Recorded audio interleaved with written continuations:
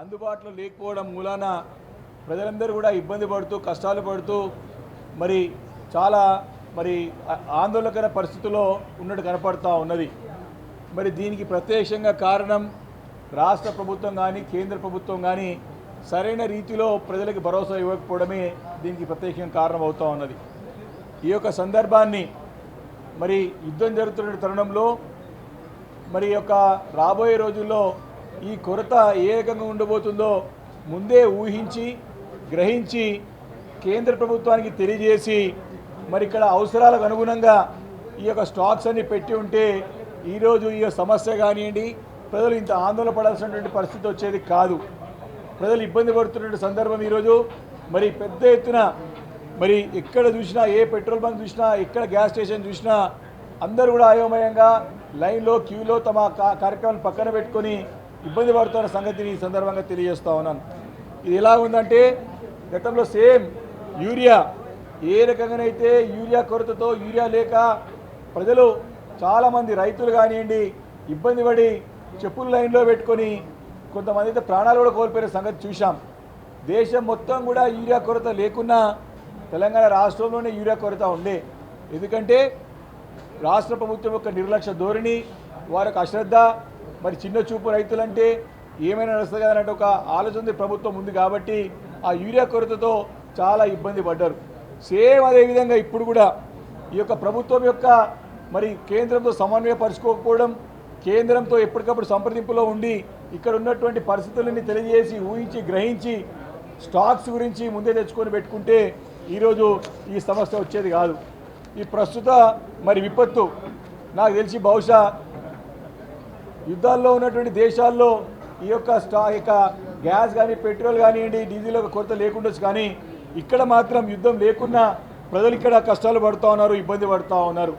మరి యుద్ధంలో ఉన్న దేశాలకి మాత్రం కొరత లేదు, కానీ యుద్ధంలో లేని దేశం మన దేశంలో ఈ చిన్న యుద్ధం అక్కడ జరుగుతూ ఉంటే మనం కష్టాలు పడాల్సి వస్తుంది, ఇబ్బంది పడాల్సి వస్తుంది. ఇది కేవలము రాష్ట్ర కేంద్ర ప్రభుత్వాల యొక్క నిర్లక్ష్య వైఖరి ధోరణి, ముందే వచ్చేటువంటి సమస్యని ముందే వచ్చేటి కొరతని గ్రహించకపోవడము ఊహించకపోవడము ఆ అనుగుణంగా ప్రిపేర్ కాకపోవడమే ఈరోజు ఈ యొక్క సమస్యకి మరి దారి తీసిందని చెప్పి సందర్భంగా మనవి చేస్తూ ఉన్నాను.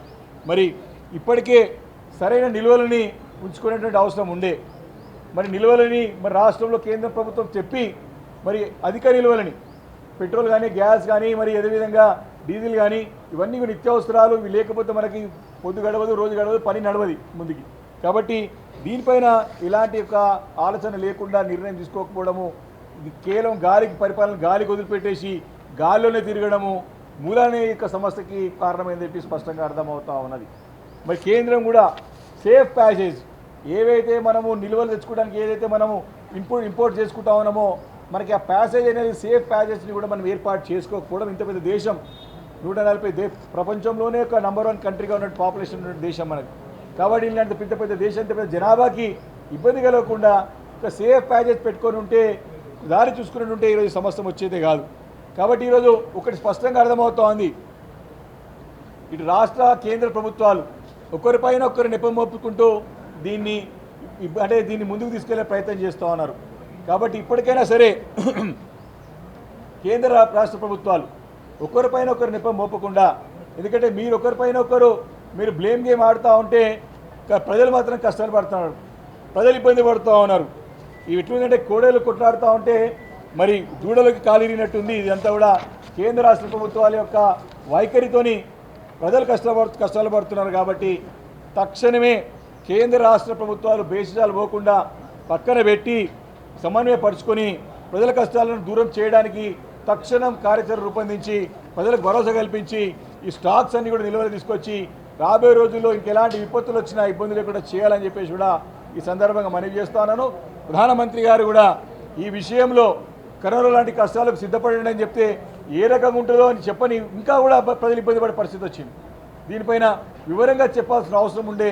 ఇది కూడా ప్రజలు అయోమయం సృష్టించడానికి కారణమైందని చెప్పి మనవి చేసుకుంటూ రాష్ట్ర కేంద్ర ప్రభుత్వాలు తక్షణమే సమన్వయపరుచుకొని ఈ యొక్క ఎమర్జెన్సీ నీడ్స్ ఏవైతున్నాయో బేసిక్ నీడ్స్ ఎమర్జెన్సీ నీడ్స్ ఏవైతున్నాయో ఇలాంటి కొరత లేకుండా వీటన్నిటి కూడా కొరత లేకుండా ఒక భరోసా ఇచ్చి దారి సుగమం చేయాలి, ప్రజలు కష్టాలు పడకుండా చూసుకోవాలని చెప్పేసి కూడా ఈ సందర్భంగా మనవి చేస్తా ఉన్నాను. Thank you.